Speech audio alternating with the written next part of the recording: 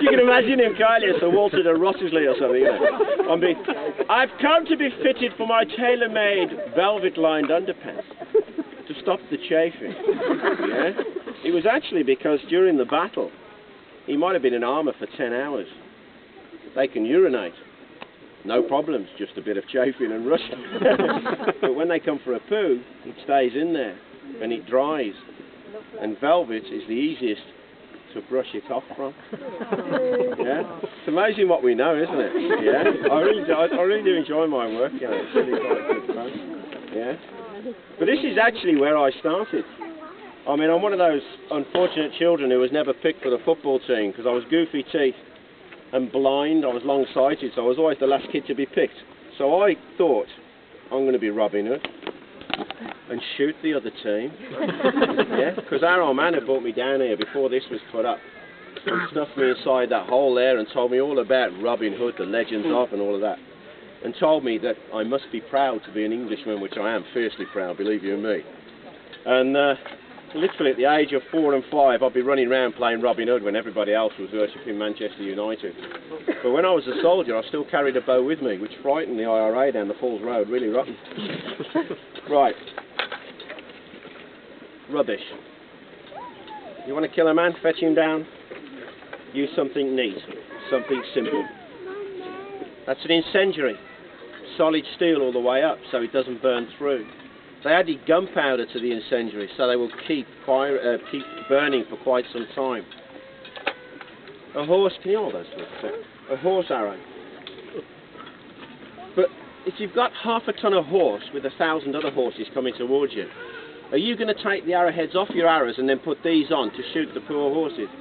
Or are you going to have already dug holes and trip them over, like we did? Yeah? Or dig wooden stakes into the ground, so as the horses charge into you, you simply run behind your wooden stakes and they get impaled on the wooden stakes. That's actually what they did. These, as far as I'm concerned, are rubbish. But a few years ago I was at a large castle near the town of Warwick, from which I've just retired from. When I did this, ladies and gentlemen, the horse arrow. But the horse arrow is not very good. You're supposed to shoot it through the front, but they armoured their horses. These are no good. In front of me was an American audience. A few Brits here, a few Brits there, and I'm going. So, as far as I'm concerned, ladies and gentlemen, the horse arrow is no good. And I'm about to put it away, and this American woman at the front went, "Excuse me, Bowman," and her husband walked off. "Yes, madam. How'd the horse shoot the arrow?" So I'm trying to carry on with a little demonstration. And the other Americans are trying to explain to us, saying, "No, honey, you're getting it wrong." "But I don't get it. Horses have hooves. How can they pull the string back on the bow?" Bless her cotton, son. It's like the Yankee when I got me cross of St. George on, and he says, "Was I a first aider?" The first time was a mistake, the second time, I don't think he'll ever come back to see her. Hunting arrow. Perfect for creatures like Bambi. I know, it's sad, isn't it? Don't try Pooh Bear, he's full of straw. Yeah? They spin through the air. You need it just to nick the one side and he'll tear right through. But your man killers, the Type 16, very, very narrow, very sweet. When it goes into the body, it hooks in. So your mate will actually stick into the wound the quills from a feather. And he'll slide them down the arrow and hook them onto the hooks. And then they can slide the whole thing back. They became so good at this that in the end they flattened out scissors so they could slide them in and then unscrew the arrow out of your body. If it's just in the shoulder or in the lower guts, just drive the arrow. If you've got an arrow, press an arrow. Somebody press. Jack! Press an arrow, please. Oh, cheers, Ali. No, there's a big bag full here. So you've been shot by one of these barbed arrows. You get your mate to push it in and then turn it and then push it out the side. If it's low groin, just straight down. You couldn't do it, could you? You might say, no, we ain't going to do that, Kev. It's right above your nuts. So get a priest then, and the priest will come down. He said, that'll be 6pence. Yeah? And you're going to lose one. Left or right, which one do you want to lose? You're not going to go there, are you? The trouble is, I found this out. One of our guys in the armed forces was stabbed straight through. And as the big blade went through the back, it pushed the flesh off. And they explained to us that it had been moving too slow to actually cut right through. So if you've got one of these being pushed out the side, it's going to clean the arrowhead, leave all the guns inside you, and then they're going to have to cut from the outside. So my opinion is this: if you are shot heavily in the body, go to the pub. Right? Have as much booze as you can, because you're dying. Oops, mind your foot. Now, just the last one, and the bit of surgery, is the common bodkin. And that's all it is. It's what I shoot on them targets, and it really does the job. Mass-produced, very good. But to get it out of your body, it's a pain. Could I have the head, please? I must warn you now that some of you may find this disturbing. I don't care. If I robbed you, I'd give the money to the poor, though. But I do like the odd bit. We've got to get Pudsey out of jail.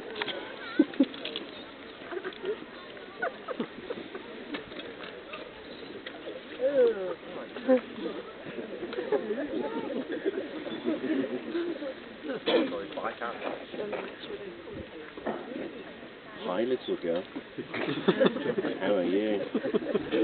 Would you like to come and say hello to his headship? No? Come say hello. Are you scared? All right, I'm coming over there then. Hello, little man. Look at the eyes. Aren't they fantastic? They're brilliant, aren't they? Look at those eyes. Aren't they? So realistic. What do you think? Yeah? What do you think? Really good? Now feel the skin. That's right! You all right?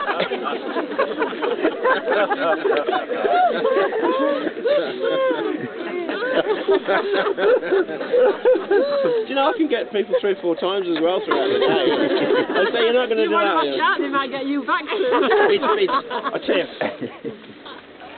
that big white net lives in my shed. So we offloaded it straight from the shed into the car. I'm bombing up on the M1 and I'm late. And a spider that big has come out of that net and crawled above our heads, and we haven't seen it till it come down the windscreen, along the steering column, towards my 2 hands. And I thought to myself, we're going to die.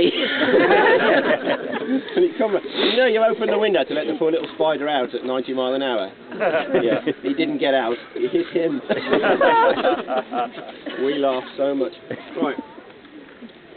At the Battle of Shrewsbury in 1403, the young Prince of Wales, who later became Henry V, was badly wounded by one of these. He'd hit his armour, shattered, and the top part of the arrow shot up and caught him in the cheekbone. He then shot straight through. He fought for an hour and a half, 2 hours with the arrow stuck in his head. At the end of the battle, he dismounted. He got off his horse, dismounted, yeah? Took his helmet off, and a squire ran up and said, "Your Grace, you've been shot!" He went, "No, have I really?" Kill him. They tried to get the arrow out. Now, obviously, this is pretend. We're not allowed to do it for real anymore since the incident. The English stuck the arrowheads on with a bit of spit or a bit of wax. They're designed to come off in your body. If we shoot you, we mean it. It's great, isn't it? I love our history. Is there any English here? Morning, morning. Yeah. Now, the surgeon in charge realised that this young Prince of Wales' dad, Bolingbroke, was a killer. Henry IV was a real killer. So, he thought to himself, I'll resign. But he filled the wound cavity full of honey and then sealed it up. And the young prince was given to the care of the local monastery, where the monks and priests sang to him to keep him quiet for 4 days. It gets worse, doesn't it? You've been shot, it's going to really hurt, and now we're going to give you to the monks and priests to look after for 4 days. Can you imagine that? You are my son. 4 days, the end of the 4 days. He's a jolly good fella. Well, what they did was they made one of these. And the guy, Bradmore, he got it right. I know, because you keep telling me. I used to go Bradshaw, but it's Bradmore or Bradworth, and every time I go Bradshaw or Bradworth, this little voice here went, More, Bradmore, so I'm getting the hang of it now. He didn't just invent this, design it, have it made, he wrote the whole business down. It's a tube, split on each side. This acts as a handle, but also keeps the nose tight together. What you've got to do is put this sharp needle into it and then screw it in. Now the screw thread is cut in by hand as this has been done. It takes a skilled armourer some time to do it. As you wind it in, you push open the nose and then draw out the arrowhead. So, you want to hold that, Josh? Cheers. They cut open the wound because it had sealed up. Then somebody had to get all of the gunge out. Imagine it, can't you? You know. Yeah, honey flavour though, wouldn't it? Oh, yeah. Well, if he was really clever, he could keep all the stuff in his mouth and spit it in a glass jar and sell it as royal honey. Yeah? But it's that last bit down the bottom that always gets me, because it... You all right?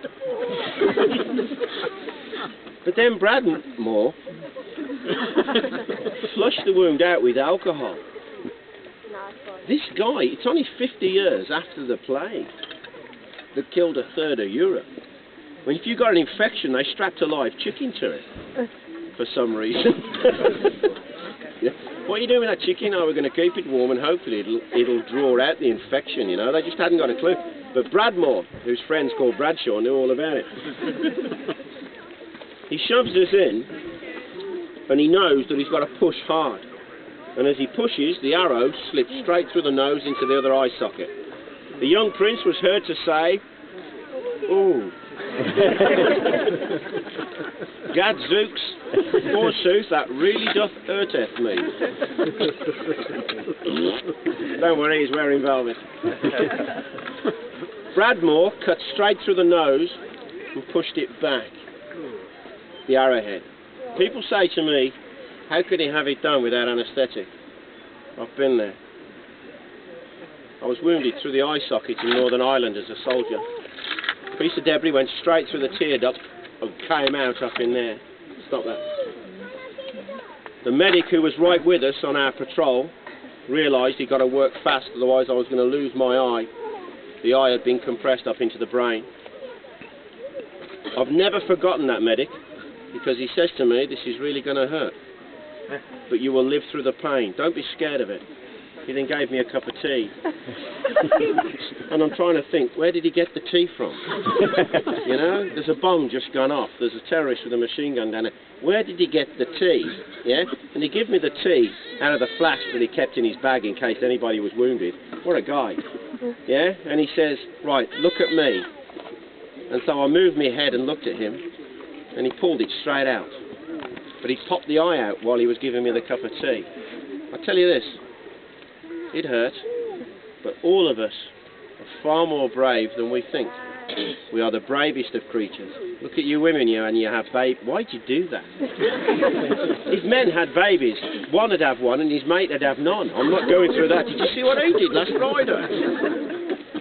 Anyway, they held the blade in, holding the arrow in check, and then they screwed this in. Once they got a grip, they then had to twist and pull the arrow out. There's blood on it. There's blood on it. But it's a rubber head. Anyway, problem they've got is he's got a wound in his head so deep. So he flushes it out with alcohol. Apparently your toes curl the other way. Yeah. He then wound a narrow bandage in, soaked in honey and elderflower. We use honey now, fresh honey, to fight MRSA quite successfully. They stitched up the inside of the nose, sealed the wound up. 2 days later, they opened it up and drew the bandage out.